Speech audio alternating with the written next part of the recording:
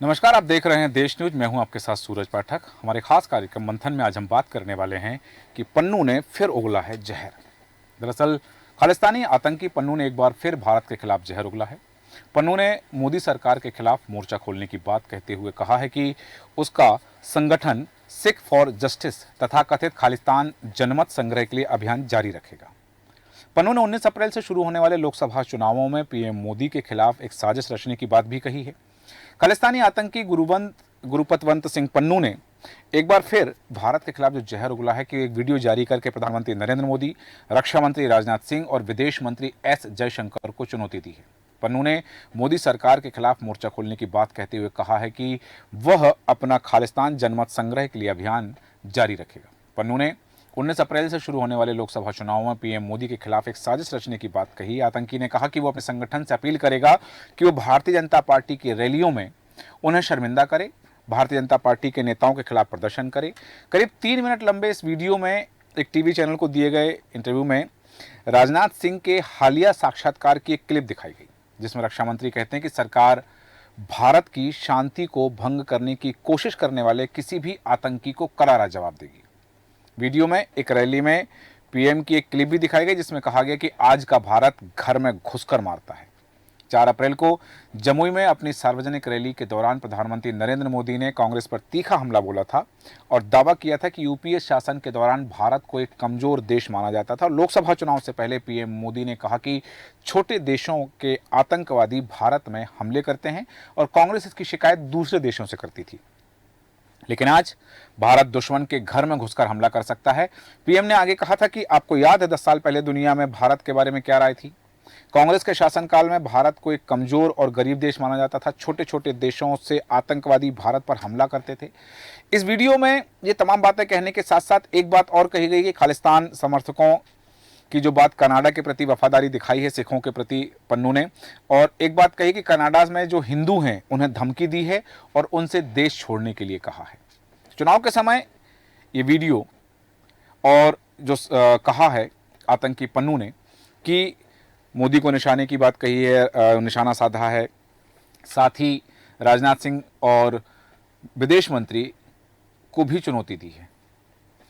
भारत की तरफ आंख दिखाने वालों का क्या हश्र होता है, ये जानते हुए भी इतनी हिम्मत कहां से आ गई, और इस तरह की बातों से क्या चुनाव प्रभावित हो सकता है, क्या भारत डर सकता है। तमाम विषय हैं जिन पर हम चर्चा करेंगे। चर्चा में खास मेहमान हमारे साथ हैं, आपका परिचय कराते हैं मेहमानों से। हमारे साथ हैं भारतीय जनता पार्टी के प्रवक्ता सैफुल अब्बास जी। सैफुल अब्बास जी, बहुत स्वागत है आपका देश न्यूज में। और कांग्रेस के प्रवक्ता इरशाद उल्ला जी हमारे साथ हैं। इरशाद जी, आपका भी स्वागत करते हैं। और आम आदमी पार्टी के प्रवक्ता डॉक्टर अल्ताफ अहमद जी हमारे साथ हैं। अल्ताफ अहमद जी, आपका स्वागत है। और राजनीतिक विश्लेषक डॉक्टर आलोक सोती जी हमारे साथ हैं। आलोक जी, आपका भी बहुत स्वागत करते हैं। और सबसे पहले सैफुल अब्बास जी, आपके पास आना चाहूँगा। पन्नू के वीडियो के संदर्भ में आपकी टिप्पणी क्या है, और जो उन्होंने कहा है कि भारतीय जनता पार्टी के नेताओं के खिलाफ माहौल बनाएं, भारतीय जनता पार्टी के नेताओं को शर्मिंदा करें, अपने समर्थकों से अपील की है। आपको लगता है कि भारत की तरफ आंख दिखाने वाले को जब हम घर में घुस के मारते हैं तो इस तरह की गीदड़ भपकियों वाले का क्या हश्र कर सकते हैं?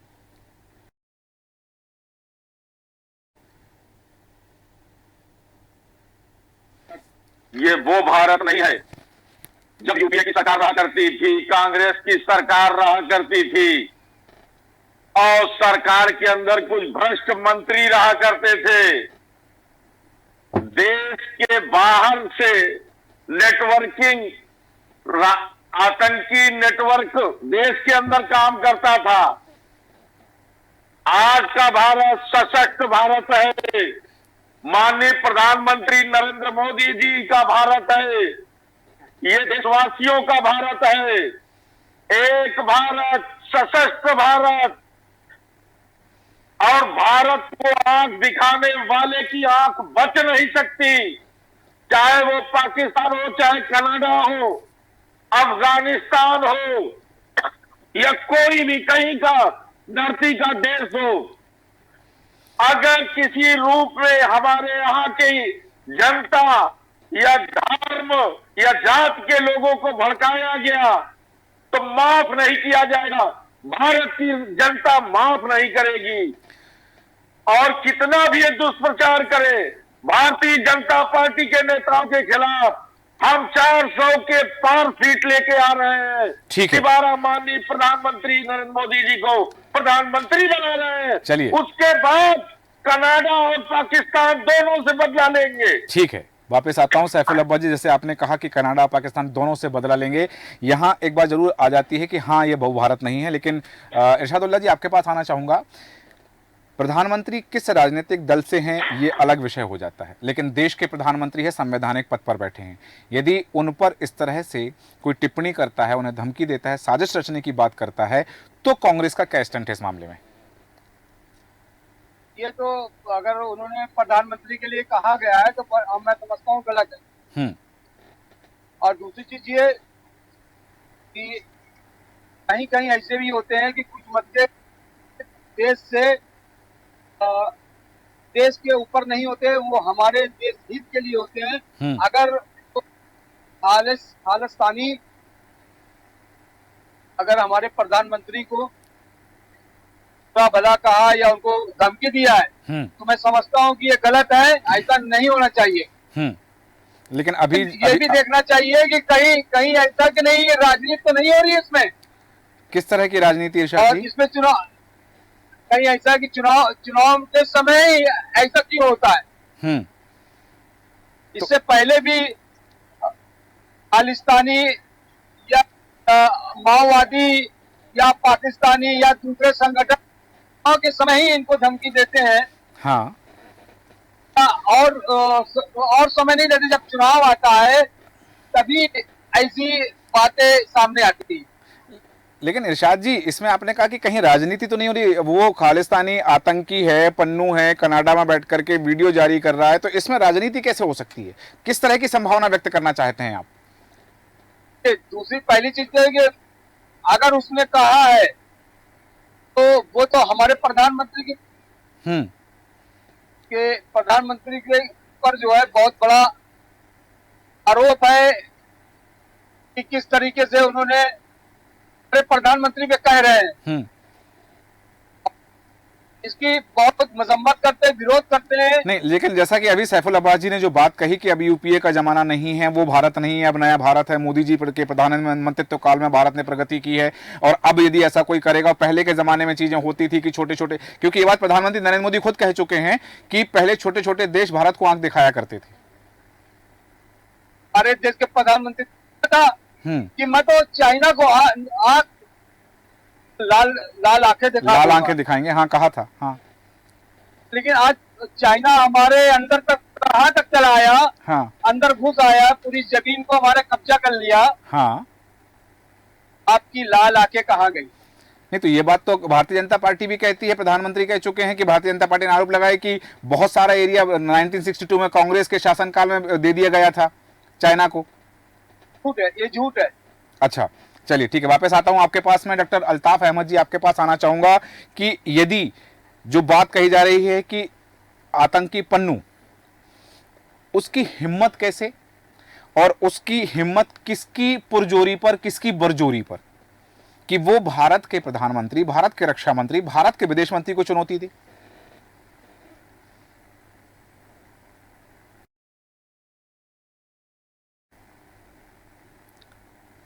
अल्ताफ जी, अब तक हमारी आवाज आ रही है? जी, मैं अपना प्रश्न दोहराता हूं कि यदि खालिस्तानी आतंकी पन्नू इस तरह की धमकी देता है, भारत के प्रधानमंत्री, भारत के रक्षा मंत्री, भारत के विदेश मंत्री को चुनौती देता है, और वो कहता है कि 19 अप्रैल को जो चुनाव होना है उस पर प्रधानमंत्री नरेंद्र मोदी के खिलाफ वह कोई साजिश रचेगा और फिर जहर उगलता है, तो किसकी पुरजोरी पर?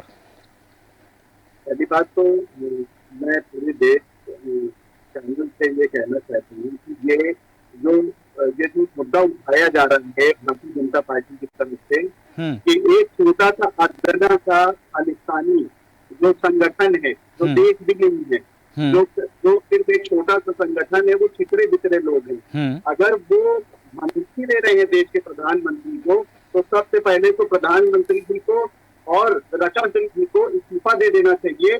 कि ये छोटा सा अगर संगठन उनको धमकी दे रहा है और उसको इतना मुद्दा बनाया जा रहा है कि न्यूज चल रही है, न्यूज तो आज चलनी चाहिए।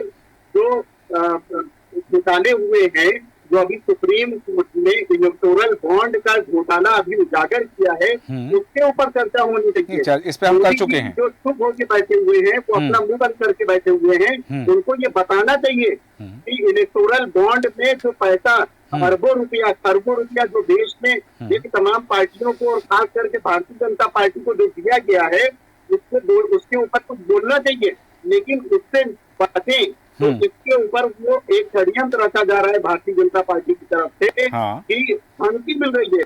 ये क्या बात कर रहे हैं? मतलब प्रधानमंत्री की तो कोई भी आके धमकी दे के और ऐसे चला जाएगा क्या? नहीं, और अगर एक आपने कहा ये षड्यंत्र है। डॉक्टर अल्ताफ अहमद जी, आपने कहा कि ये षड्यंत्र है। ये षड्यंत्र किसका षड्यंत्र है?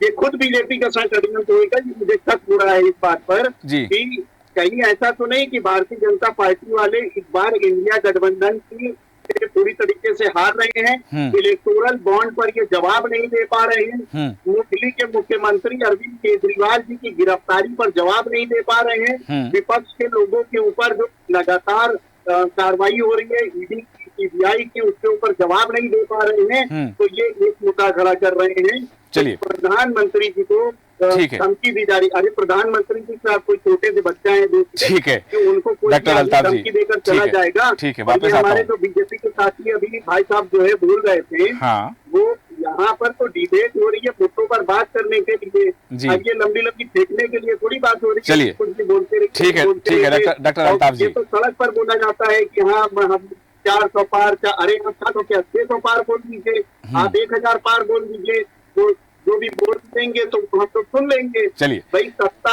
आपकी, पुलिस आपकी। ठीक है, वापस आता हूँ डॉक्टर अल्ताफ जी आपके पास, वापस आता हूँ आपके पास में। आपने बहुत सारी बातें कही हैं। डॉक्टर आलोक सोती जी, आपसे जानना चाहूंगा कि जो बात कही गई कि यदि एक खालिस्तानी आतंकी, हालांकि कोई वक़्त नहीं है कि भारत के खिलाफ कोई आंख तरेर के देख सके, क्योंकि आप वो भारत नहीं है। ये शब्द मैं भारतीय जनता पार्टी के शब्द नहीं बोल रहा हूं, लेकिन भारत की गरिमा के उद्बोधन में ये बात कह रहा हूं कि अब वो भारत नहीं है। भारत किसी को भी घर में घुस के मार सकता है। लेकिन यहाँ जो बात कही डॉक्टर अल्ताफ जी कह रहे हैं कि ये भारतीय जनता पार्टी की साजिश है। यहाँ एक बात कही जा रही है कि मूल मुद्दों से ध्यान भटकाया जा रहा है, प्रधानमंत्री को इस्तीफा दे देना चाहिए। कितना इत्तेफाक रखते हैं आप इन सब बातों से? देखिए, उस पर मैं अभी विषय पे नहीं जाना चाहता हूं, केवल मैं आपसे ये बात कहना चाहता हूं कि पन्नू जी ने आज ही नहीं, हमेशा इस तरीके के भारत के खिलाफ आग उगली है। और आपने देखा था जब किसान आंदोलन हुआ था तो पन्नू ने कितना योगदान दिया था इसको चलाने में, पहली दफे जब हुआ था। और उसके बाद जब आपका मिनिस्ट्री ऑफ जो अफेयर्स और होम मिनिस्ट्री आया है, तो आपने देखा कि किस तरीके से जब उनके वीजा रद्द किए गए और उनके पासपोर्ट रद्द होने की बात आई, तो आपने देखा कि दोबारा जो हो रहे थे आंदोलन, वो बिल्कुल एग्रीकल्चर वाले वो शांत हो गए।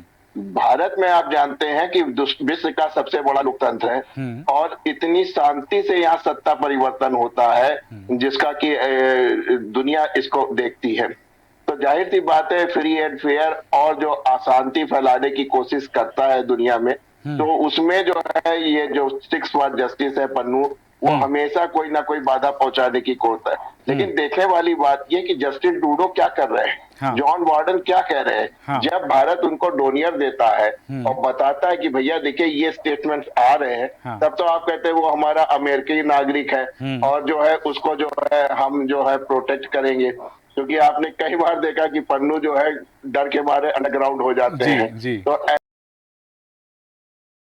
ऐसी स्थिति में जहां सभी लोकतंत्र पे का पर्व भारत में बनने जा रहा है, दुनिया भर की निगाहें जो है भारत पे है, बड़ी शांतिपूर्वक चुनाव होने वाले हैं, उसमें इस तरीके की कोई अगर वो घटना होती है, आतंकवादी घटना होती है, वो बड़ा दुर्भाग्य। तो मेरा कहना है कि पन्नू का ये स्टेटमेंट अत्यंत निंदनीय है, इसके खिलाफ कठोर कार्रवाई करनी चाहिए। मिनिस्ट्री ऑफ फॉरेन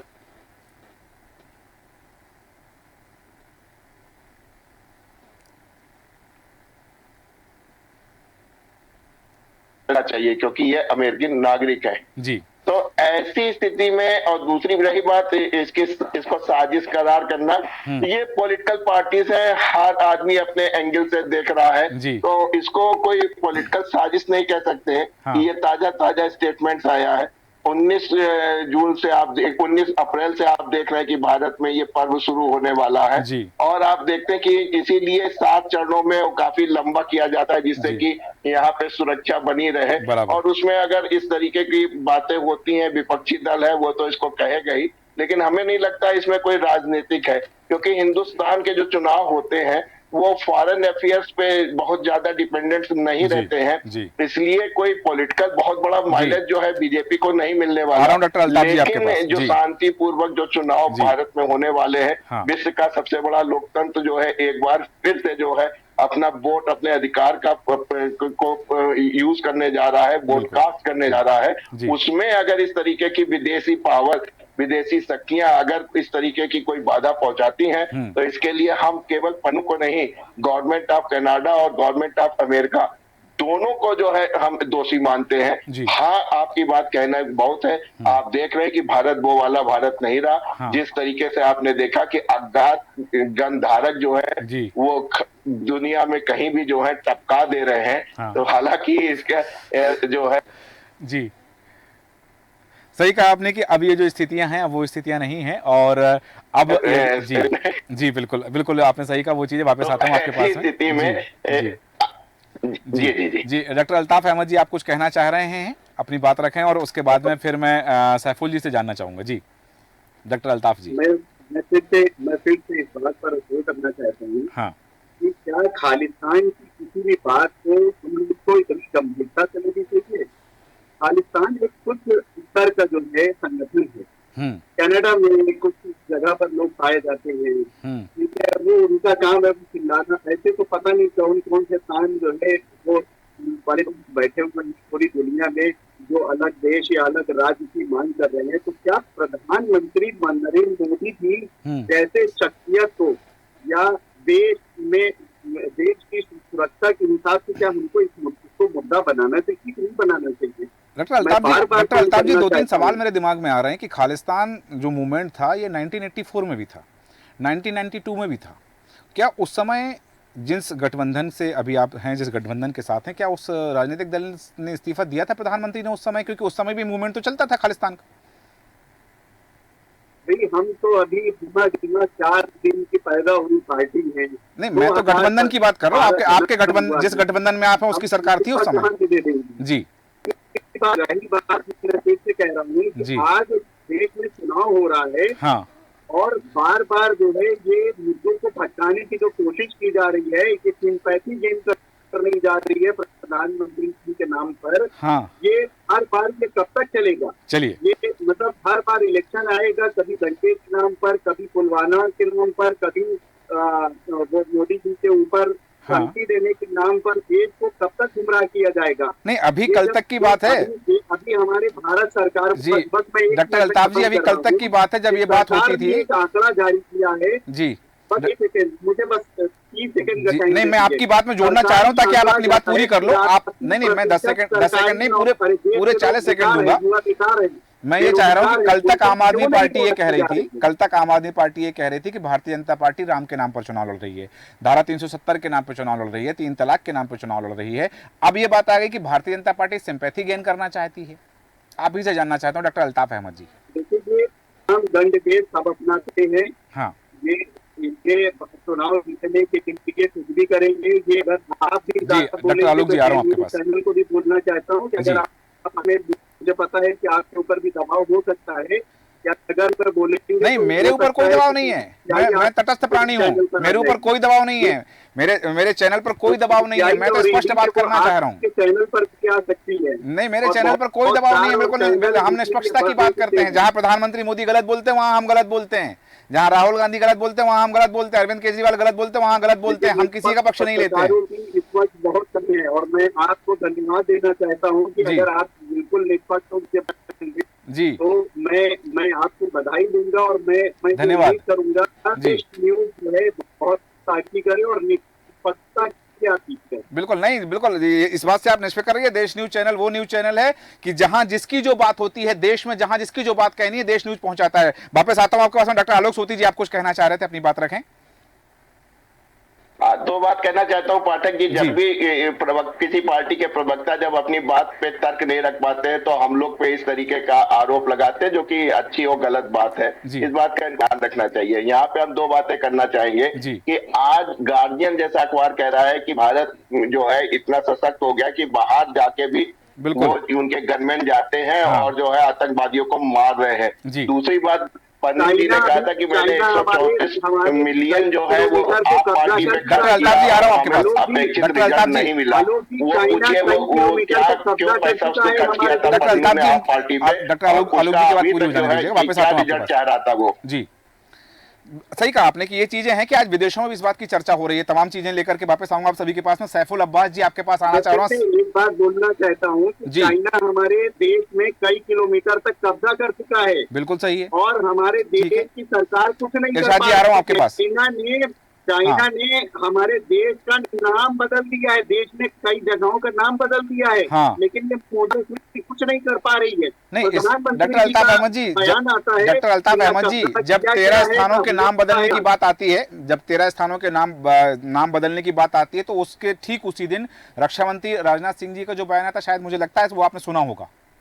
उस पर अपन फिर चर्चा करेंगे, उस पर फिर चर्चा कर लेंगे। बिल्कुल चर्चा करेंगे। चाइना पर एक दिन चर्चा करेंगे और उस दिन आपको बुलाएंगे कि चाइना कहां तक आया है और क्या स्थितियां हैं उसके बाद में। अभी हम विषय पर केंद्रित रहेंगे। सैफुल अब्बास जी, सीधी बात आपके लेकर आपके पास आ रहा हूं कि जिस तरह से अभी इरशाद जी ने कहा है, डॉक्टर अल्ताफ जी ने कहा है कि ये Bharatiya Janata party sympathy gain करना चाहती है, प्रधानमंत्री को इस्तीफा देना चाहिए, और ये तमाम बातें कि ये भारतीय जनता पार्टी की साजिश है आतंकी पन्नू के वीडियो को लेकर के, उसकी धमकी को लेकर के। बात है कि इन्हें देश की चिंता नहीं है। देश की अखंडता, संप्रभुता और देश की मजबूती की चिंता नहीं है।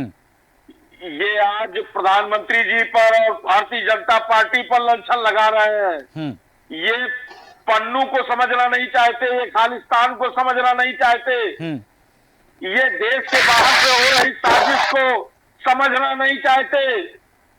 ये माननीय प्रधानमंत्री जी से इतना घबराए हुए हैं, विपक्ष इतना ज्यादा घबराया हुआ है कि चाहता है किसी तरीके से भारतीय जनता पार्टी की सरकार जाए और हमारी सरकार आए, और विदेश से जितने भी गलत कार्य हुआ करते थे देश में और आतंकियों को सब दिया जाता था, वो सब देना चालू किया जाए। लेकिन सैफुल जी, इरशाद जी का कहना है कि भारतीय जनता पार्टी डरी हुई है, इसलिए इस तरह के प्रोपोगंडा किए जा रहे हैं।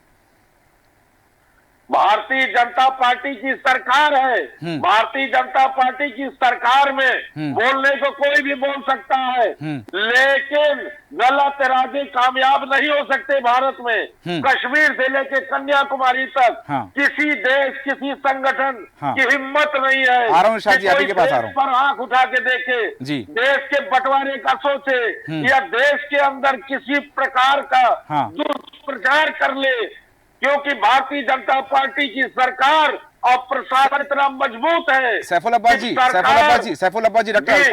अल्ताफ अहमद जी की बात का जवाब दे दीजिएगा कि प्रधानमंत्री को इस्तीफा दे देना चाहिए, रक्षा मंत्री को इस्तीफा दे देना चाहिए, विदेश मंत्री को इस्तीफा दे देना चाहिए।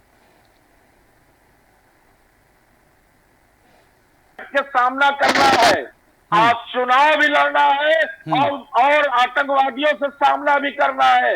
ये लोग तो चाहते ही हैं कि इस्तीफा दे दे और उसके बाद फिर हमारी मिलीजुली सरकार आए और हम देश को बर्बाद करें। ये तो चाहते ही हैं। चलिए ठीक है, जिस तरह से आपने अपनी बात रखी, प्रधानमंत्री नरेंद्र मोदी अपनी बात कह चुके हैं, रक्षा मंत्री राजनाथ सिंह अपनी बात कह चुके हैं कि अब हम घर में घुस के मारने वाले हैं, अब हम घर में घुस के मारते हैं, ये वो भारत है। तो यदि आतंकी पन्नू ने इस तरह की धमकी दी है तो इसके जवाब में भारतीय जनता पार्टी की सरकार का क्या स्टैंड होगा? सैफुल जी।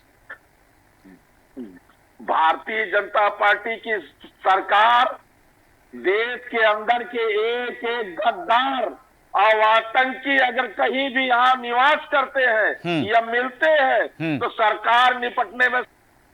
सैफुल अब्बास जी, शायद आपने मेरी बात का ध्यान नहीं दिया। मैंने ये नहीं कहा कि मोदी सरकार क्या करेगी, मैंने कहा भारतीय जनता पार्टी की सरकार क्या करेगी, क्योंकि भारतीय जनता पार्टी राष्ट्रवाद की बात करती है, भारतीय जनता पार्टी सांस्कृतिक राष्ट्रवाद की बात करती है। तो उस आधार पर मैंने कहा है, मोदी सरकार नहीं कहा, मैंने कहा है भाजपा की सरकार क्या करेगी। भाजपा की सरकार वही करेगी जो करती आ रही है। आज देश बदल रहा है, मजबूत हो रहा है, हर तरीके से देशवासियों की सेवा कर रही है सरकार। नहीं, लेकिन इरशाद आप कह रहे हैं देश मजबूत हो रहा है, इरशाद जी कह रहे हैं कि चाइना ने भारत के बहुत सारे हिस्से पर कब्जा कर लिया है, फिर कैसी मजबूती? वो लाल आंखों की बात कर रहे हैं इरशाद जी कि वो लाल आंखें कहां गई जो चाइना को दिखाने वाले थे? चढ़ करके सीमा पर खड़े होकर चाइना के जवानों को पीटा और उनको खदेड़ा, उसकी बात क्यों नहीं की जाती जी? उनकी सरहद तक हमारे जवानों ने खदेड़ा और खदेड़ करके उनको उनकी चाइना की इसकी बात। ठीक है, वापस आता हूं इरशाद जी, आप कुछ कहना चाह रहे हैं, अपनी बात रखें। और जो बात अभी इन्होंने कहा कि अब वो भारत है तो उसकी बात क्यों नहीं की जाती? दीदी आप कह रहे हैं कि चाइना ने कब्जा कर लिया है, तो चाइना के सैनिकों को पीटा भी तो है भारत के सैनिकों ने।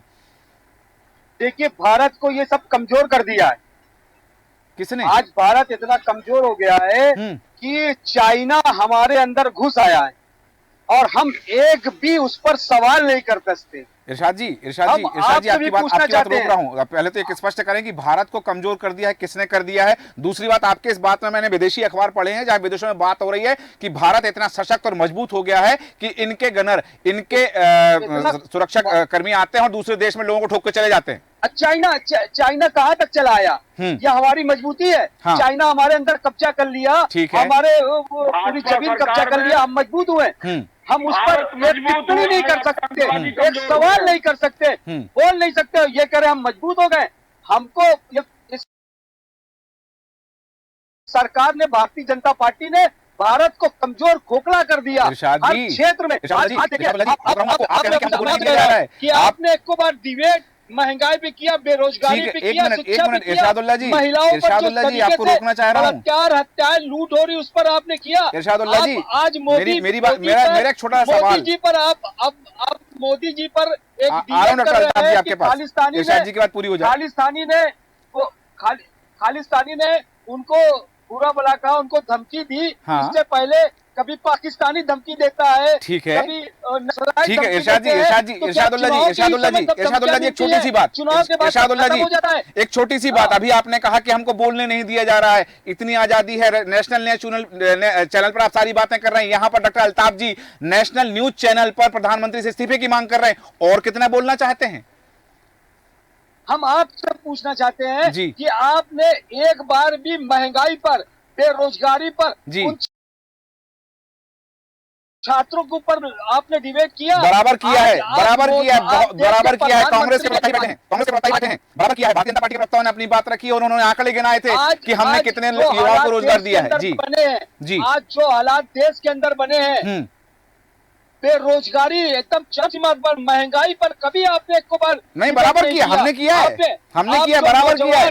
इरशादुल्लाह जी बराबर किया है, मैं आपको उसकी क्लिपिंग भेज दूंगा, आज व्यापारी इतना परेशान है। चलिए, ठीक है। इरशादुल्लाह जी एक छोटा सा सवाल मुझे पूछना है,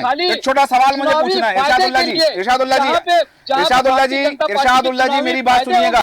आज आपने कहा, इरशादुल्लाह जी मेरी बात सुनिएगा, अब आप कह रहे हैं कि मैंने, देश न्यूज ने कभी महंगाई पर डिबेट की है, देश न्यूज ने कभी बेरोजगारी पर बात की है, डिबेट आयोजित की है।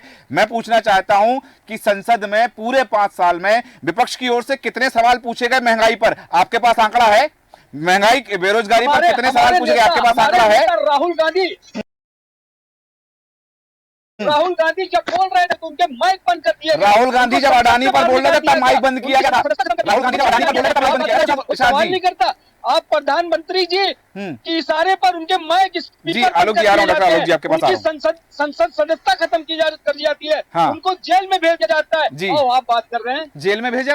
किसको जेल में भेजा? राहुल गांधी कब जेल गए? नहीं, राहुल गांधी कब जेल गए? कहने का मतलब ये। चलिए, ठीक है, वापस आता हूं। डॉक्टर अल्ताफ जी आप कुछ कहना चाह रहे थे, अपनी बात रखिएगा। डॉक्टर अल्ताफ जी, मेरे भारतीय जनता पार्टी के साथी अभी बहुत सारी बातें कर रहे थे, ये हो जाए, कर दिया, वो कर दिया। आज हमारे देश का हाल क्या है मैं बताना चाहता हूँ। बिल्कुल। नेपाल हमको लाल आंख दिखा रहा है, बांग्लादेश हमारे सामान का बायकॉट कर रहा है, श्रीलंका भारत का विरोध कर रहा है, चाइना भारत का विरोधी हमेशा से रहा है, ये सारी हमारी अगल बगल में जी वो हमारे क्षमा चाहूंगा डॉक्टर अल्ताफ अहमद जी, रोकना चाह रहा हूं आपको, क्षमा चाहूंगा आपको रोकना चाह रहा हूं। अभी आपने एक करेक्शन जरूर करना चाहूंगा कि जैसे आपने कहा कि श्रीलंका भारत का विरोध कर रहा है, श्रीलंका ने भारत को वो प्रोजेक्ट जो चाइना को दिया था वो चाइना को से छीन करके भारत को दे दिया है। भारत ने रसद सप्लाई की है श्रीलंका में। देखिए, मैं अपनी बातें नहीं कह रहा हूँ जी, ये खुद सरकारी आंकड़ों की बात कर रहा हूँ। और अगर आप मुझे सुबह से समय देंगे बराबर आप बोलिए, आपका समय है, क्योंकि उसके बाद अंतिम प्रतिक्रिया के लिए डॉक्टर आलोक जी के पास जाऊंगा। बांग्लादेश जी जो है, बांग्लादेश से लगातार बाइकआउट का शुरू उठ रहा है कि वहाँ यहाँ के कपड़ों को बंद किया जाए। उसके लिए जो है भारत ने अपना विरोध भी दर्ज करवाया है। हाँ, महबूबा वहाँ पर कहा जा रहा है, वहाँ के जो प्रधानमंत्री हैं वो ये कह रही हैं कि यदि जो नेता हैं वहाँ के जो बायकॉट भारत कर रहे हैं, तो वहाँ की प्रधानमंत्री ने कहा है कि क्या वो अपनी पत्नियों की साड़ियां जलाएंगे। ये वहाँ के प्रधानमंत्री का बयान है।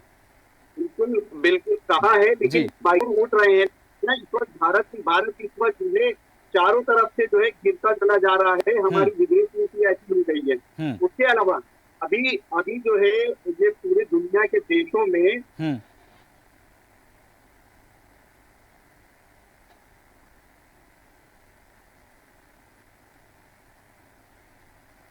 हुई अर्थव्यवस्था है जी। हम लोग ठीक है, क्या नाम है, दुनिया में हम लोग सबसे तेजी से बढ़ रहे हैं। हाँ। हम लोग मतलब वगैरह वगैरह पता नहीं क्या क्या बातें ये लोग कर रहे हैं। मतलब ये सब जो बातें हैं ये बेमानी है। आपके कहने का मतलब ये जो सारी बातें हैं कि दुनिया में हम बढ़ रहे हैं, ये सब बेमानी बातें हैं। करना और काम करने की जमीन आसमान का। चलिए, भारतीय जनता पार्टी के कार्यकर्ता बेचारे, उन लोगों की तो ये हालत है कि जब प्रफुल्ल पटेल का ये विरोध करते हैं सड़क पर उतरकर, और फिर उसके बाद मोदी जी जो है उनको ज्वाइन करवा लेते हैं, तो बेचारे के मुंह छिपाते फिरते हैं कि हम कैसे विरोध करें। ठीक है, हम विषयांतर नहीं होंगे, हम विषयांतर नहीं होंगे डॉक्टर अल्ताफ जी, क्योंकि समय की भी सीमा है।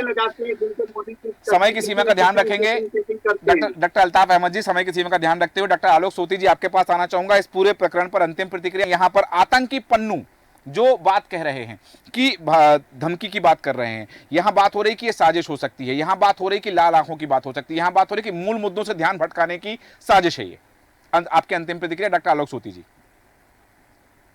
देखिए, पन्नू जो इस तरीके की गीता भर्ती देते हैं उससे कुछ होने वाला नहीं है। भारत वो भारत नहीं रहा है। हमने जो है डोकलाम में चाइना को मारा, हमने गलवान में चाइना को मारा, हमने तवांग में जाट को मारा, हमने ब्लैक टॉप जो नेहरू जी के समय में जो है 62 में जो खत्म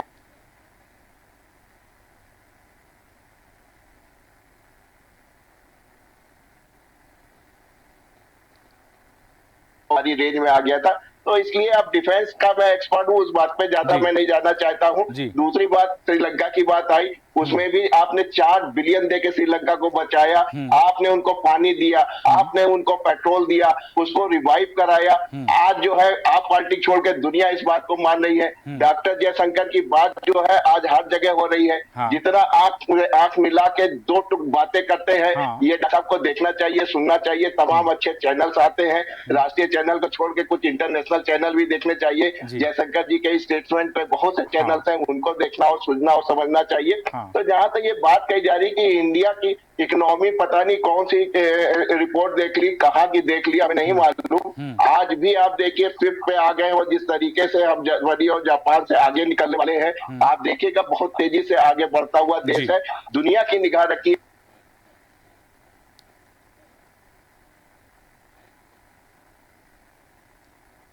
हाँ, भारत जो है वो आगे तरक्की ना करे, लेकिन जिस तरीके से भारत आगे बढ़ रहा है उसको आप कोई रोक नहीं पाएगा। इसको बढ़ने दीजिए, इसका सहयोग कीजिए। और आपने देखा जिस तरीके से गौरव बल्ला आए, उन्होंने कहा कि जो हमारे इकोनॉमिक बिल्डर्स हैं, हम रोज रोज उनको जो है झूठी गालियां नहीं दे सकते हैं। जो भी पढ़े लिखे अच्छे लोग हैं, प्रवक्ता है, चाहे वो किसी भी पार्टी के हों, वो अपनी पार्टी, विपक्षी पार्टी को छोड़ के बीजेपी और उसकी एलाइड का जो है दावत थाम रहे हैं। बिल्कुल सही कहा आपने कि ये चीजें हैं, जहां देश हित की बात है, जहां राष्ट्र की बात है, वहां राजनीतिक दलों की प्रतिद्वंदिता और साथ ही आपसी वैमनस्यता मिटा करके और राष्ट्र की यदि बात हो तो वहां सबको एकजुट होना चाहिए। और यहां यदि इस तरह की बातें हो रही हैं कि कोई विदेश में बैठ करके, किसी दूसरे छोटे से देश में बैठ करके हमारे प्रधानमंत्री की ओर यदि आंख दिखाता है, तो पूरे देश की आंख आंखें उस पर चढ़ जानी चाहिए और उसको इस बात का एहसास हो जाना चाहिए कि भारत के संवैधानिक पद पर बैठे व्यक्ति के बारे में कुछ कहा जाए तो उसका क्या रिएक्शन होता है, ये उसको पता चल जाना चाहिए। हालांकि बिंदु हैं जिन पर हम चर्चा कर सकते हैं, पर समय अनुमति नहीं देता, इस चर्चा को विराम देंगे। सैफुल अब्बास जी, इरशाद उल्लाह जी, डॉक्टर अल्ताफ अहमद जी, डॉक्टर आलोक सूती जी, आप सभी का धन्यवाद चर्चा में शामिल होने के लिए। बात हो रही है कि पन्नू ने एक बार फिर भारत के खिलाफ जहर उगला है और उन्होंने ये कहा है, जिस तरह से उन्होंने धमकी भरे अंदाज में कहा है कि राजनाथ सिंह और विदेश मंत्री जयशंकर को भी उन्होंने निशाने पर लेते हुए कहा है कि मोर्चा खोलेंगे, बीजेपी सरकार के खिलाफ, मोदी सरकार के खिलाफ मोर्चा खोलने की बात कही है और अपने अभियान को जारी रखने की बात कही है। ये भी बात कही कि 19 अप्रैल से शुरू होने वाले लोकसभा चुनावों में पीएम मोदी के खिलाफ साजिश रचने की बात कही है। अब देखना होगा कि भारत सरकार इस पर क्या एक्शन लेती है, साथ ही कनाडा से क्या कुछ प्रतिक्रिया सामने आती है, क्योंकि ये सब गीदड़ भपकियां हो सकती हैं और गीदड़ भपकियों से भारत डरने वाला अब नहीं। हमारे खास कार्यक्रम में इतना ही। बने रहें देश न्यूज के साथ। नमस्कार।